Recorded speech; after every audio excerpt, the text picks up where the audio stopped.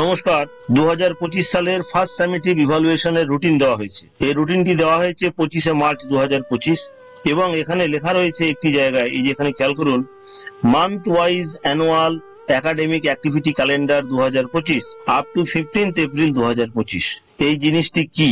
তাহলে ঠিক এই অর্ডারের সাথেই একটি রেফারেন্স একটা অর্ডার দেওয়া হয়েছে, সেটা হচ্ছে অর্ডার মেমো নাম্বার 653 ডেটেড 20/3/2025। তাহলে দেখে নেওয়া যাক এইখানে কি বলা আছে। এই যে এটি মেমো নাম্বার 653, অর্ডারটি করেছেন আমাদের সেক্রেটারি স্যার শ্রী রঞ্জন কুমার ঝা 20/3/2025 তারিখে, এবং এই অর্ডারে ক্লাস রুটিনের সাথে সাথে month wise annual academic activity calendar 2025 up to 15th April 2025 এর কথা উল্লেখ করা আছে। এই অ্যাক্টিভিটি ক্যালেন্ডারটি প্রাথমিক বিদ্যালয় পঞ্চম শ্রেণী পর্যন্ত প্রত্যেকটা সাবজেক্টের জন্য করা হয়েছে এবং এই অর্ডারে নিচের দিকে দেখুন, হ্যাঁ, একটি সফট কপি, অর্থাৎ অর্ডারটি কি, অ্যাক্টিভিটি ক্যালেন্ডারটি কি, তার একটি সফট কপিও শেয়ার করার কথা উল্লেখ করা আছে।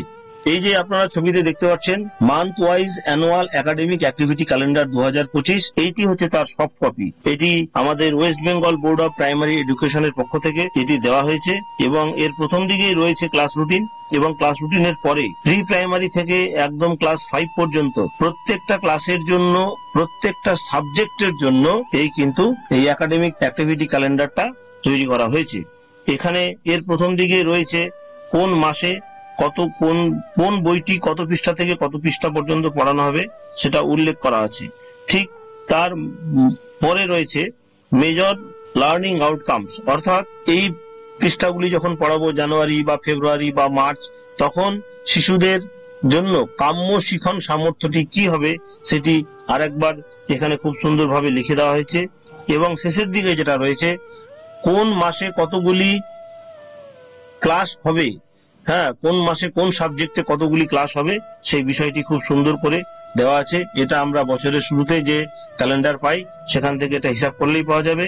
এবং প্রত্যেকটি সাবজেক্ট পড়ানোর সময় থার্ড উইকে আমাদের ফরম্যাটিভ ইভালুয়েশন করতে হবে এবং তারই পরিপ্রেক্ষিতে ফোর্থ উইকে আমাদের রেমেডিয়াল টিচিং করতে হবে, অর্থাৎ প্রত্যেকটি মাসের ফরম্যাটিভ হবে এবং তারপরে তার জন্য রেমেডিয়াল টিচিং হবে, সেই জিনিসটিও কিন্তু উল্লেখ করা আছে। এই যে এই সুন্দর ব্রোশিওরটি আপনারা দেখলেন, এটি করা হয়েছে 20/3/2025 মেমো নাম্বার অর্ডার অনুযায়ী। কিন্তু এই সেম জিনিসটি আমরা আমাদের বিদ্যালয়ে 2024 সালের ডিসেম্বর মাস থেকেই করছি, মাসের শেষ থেকে করছি, এবং 2025 সালের গোটা বছরের যে আমরা এই প্ল্যানটি করেছি, আমরা জিনিসটি কিভাবে করেছি সেটি ধাপে ধাপে আপনাদেরকে দেখাচ্ছি।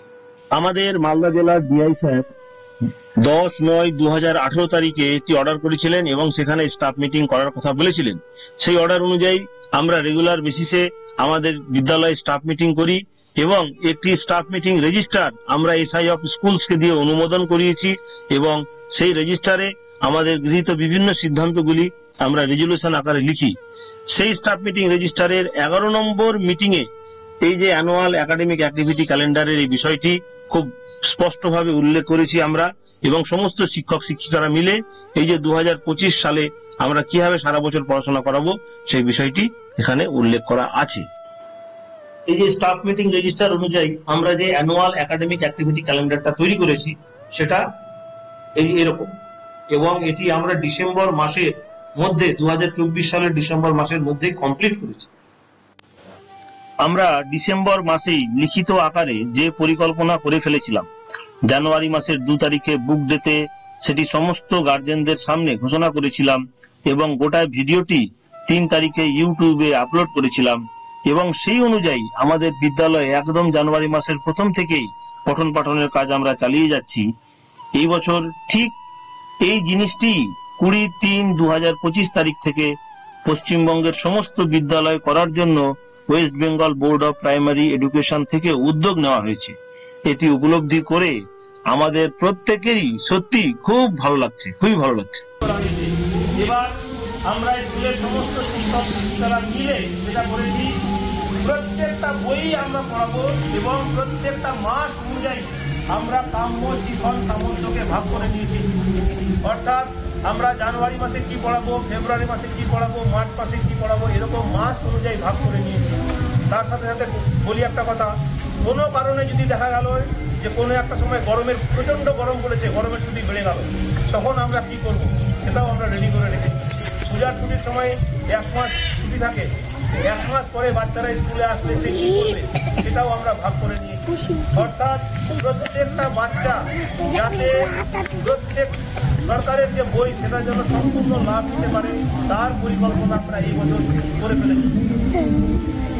আমরা আমাদের বিদ্যালয়ে যে একাডেমিক ক্যালেন্ডারটি ডিসেম্বর মাসে তৈরি করেছি আপনাদেরকে আবার সেই জায়গাতে নিয়ে যাচ্ছি। এখানে প্রত্যেকটা শ্রেণীর জন্য, প্রত্যেকটা বইয়ের জন্য আমরা জানুয়ারি থেকে ডিসেম্বর মাস এই যে সময়টাকে মোট 3 ভাগে ভাগ করেছি, অর্থাৎ সামেটিভ 1, সামেটিভ 2 এবং সামেটিভ 3। এবং আমাদের যে বইগুলি রয়েছে সেই বইগুলির টার্গেট সেটা প্রত্যেকটা বইয়ের পৃষ্ঠা অনুযায়ী আমরা লিখেছি। এখানে একটা জিনিস আলোচনা করি, টার্গেটটা আমরা বইয়ের পৃষ্ঠা অনুযায়ী লিখলেও, অর্থাৎ পাতাবাহার বইটি জানুয়ারি মাসে কত পৃষ্ঠা থেকে কত পৃষ্ঠা পড়াবো, বা বাটারফ্লাই বইটি কত পৃষ্ঠা থেকে কত পৃষ্ঠা পড়াবো, এখানে পৃষ্ঠা অনুযায়ী আমরা লিখে রাখলেও প্রত্যেকটা বইয়ের পিছন দিকে যে নির্দেশগুলি আছে সেগুলিকে কিন্তু আমরা প্রত্যেকটা টিচার খুব গ্রুপে খুব সুন্দরভাবে আলোচনা করেছি।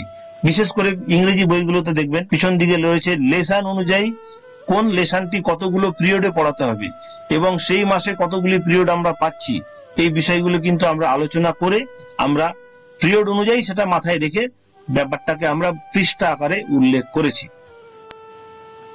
এর পরের কলামে আছে এই যে আমরা প্রত্যেকটা শ্রেণীর প্রত্যেকটা বইয়ের জন্য যে পৃষ্ঠা অনুযায়ী টার্গেটটা রেখেছি সেই টার্গেটটা অ্যাচিভ হয়েছে কিনা।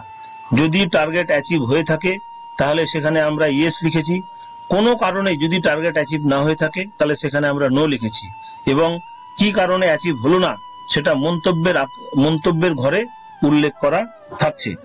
এরপরে আছে ফরম্যাটিভ ইভালুয়েশন, অর্থাৎ প্রত্যেকটা সামেটিভ ইভালুয়েশনের জন্য আমাদের হোলিস্টিক প্রোগ্রেস রিপোর্ট কার্ডে যে নির্দেশ রয়েছে সেখানে 3টি করে ফরম্যাটিভ ইভালুয়েশনের কথা বলা হয়েছে। সেই অনুযায়ী আমাদের ফরম্যাটিভ ইভালুয়েশন অবশ্যই করতে হবে। মাসের 3য় উইকে আমরা ফরম্যাটিভ ইভালুয়েশন করে 4th উইকে আমরা তার জন্য প্রয়োজনীয় রেমেডিয়াল টিচিং এর কথা রেখেছি। এই ফরম্যাটিভ ইভালুয়েশনের জন্য এই বছর আমাদের হোলিস্টিক প্রোগ্রেস রিপোর্ট কার্ডে 20 নম্বর করে আছে। এই 20 নম্বরকে আমরা মোট 5 ভাগে ভাগ করেছি, প্রত্যেকটি ভাগে 4 নম্বর করে আছে। কেন 20 নম্বরকে 5 ভাগে ভাগ করা হলো সেটা এই সবুজ বইটিতে খুব সুন্দরভাবে উল্লেখ করা আছে। আমার অনুমান এটি প্রত্যেকটি শিক্ষকই খুব ভালো করে জানেন, তাই এই বিষয়ে আর আমরা বিস্তারিত আলোচনা করছি না। কিন্তু ফরম্যাটিভ ইভালুয়েশনের জন্য আমরা প্রত্যেকটা ক্লাসের জন্য প্রত্যেকটা বইয়ের জন্য আলাদা আলাদা শীট তৈরি করেছি, এবং এই শীটগুলি আমাদের বিদ্যালয়ের সমস্ত শিক্ষক শিক্ষিকারা নিজেদের বইয়ের মাঝখানে ঢুকিয়ে, মানে শিশুরা যাতে বুঝতেও না পারে, তাদেরকে জানতে না দিয়ে আমরা এই ফরম্যাটিভ ইভালুয়েশনটা করি। আমাদের এই ফরম্যাটিভ ইভালুয়েশনটা আমরা কিন্তু এই ক্লাসেই নথিভুক্ত করে রাখি। এরপরে এই গোটা জিনিসটাকে আমরা কিন্তু মানে প্রত্যেকটা মাসের 3rd উইকের মধ্যে কমপ্লিট করি। এবার 4th উইকে আমরা রেমেডিয়াল টিচিং এর ব্যাপারটা নিজেদের মধ্যে আলোচনা করে করি। রেমেডিয়াল টিচিং এ যেটা আসে যে আমাদের টিচিং মেথডসেও কোনো সময় পরিবর্তন করতে হয়। দেখা গেল যে জিনিসটা আমরা কোনো একটা শিশুর জন্য বা কোনো একটা ক্লাসের জন্য লেকচার মেথড দিয়ে গেছি, এরপরে হয়তো সেটাকে আমরা কোশ্চেন অ্যান্সারিং মেথডে সেটা করাচ্ছি। শিশুটি যেন ভালো করে বুঝতে পারে, আমাদের রেমেডিয়াল টিচিং যেন আমরা ঠিক মতন করে শিশুটির যেন কাম্য শিখন সামর্থ্য উপলব্ধ হয়, সেটাই আমাদের মূল টার্গেট। তার সাথে সাথে আরেকটা কথা বলি, এই যে এই বছরের প্রশ্নপত্র দেখুন, প্রত্যেক বছরের ন্যায় এই বছরও আমাদের গুরুল্লা প্রাথমিক বিদ্যালয় নিজেরাই টিচাররা প্রশ্ন করেছি, এবং এই তার প্রশ্নপত্রের স্যাম্পেল। এরপরে যে নির্দেশ আছে, পরীক্ষা হবে, আগামীকাল থেকে পরীক্ষা শুরু হচ্ছে। পরীক্ষার পরে একটি গার্জেন মিটিং হবে। সবশেষে যেটি বলবো, ফরম্যাটিভ ইভালুয়েশনটি প্রত্যেকটি বিদ্যালয়ে প্রপারলি হওয়া প্রয়োজন। ফরম্যাটিভ ইভালুয়েশনটির সাথে শিশুর কাম্য শিখন সামর্থ্য ভীষণভাবে জড়িয়ে আছে, টিচিং প্রসিডিওর জড়িয়ে আছে। ধন্যবাদ।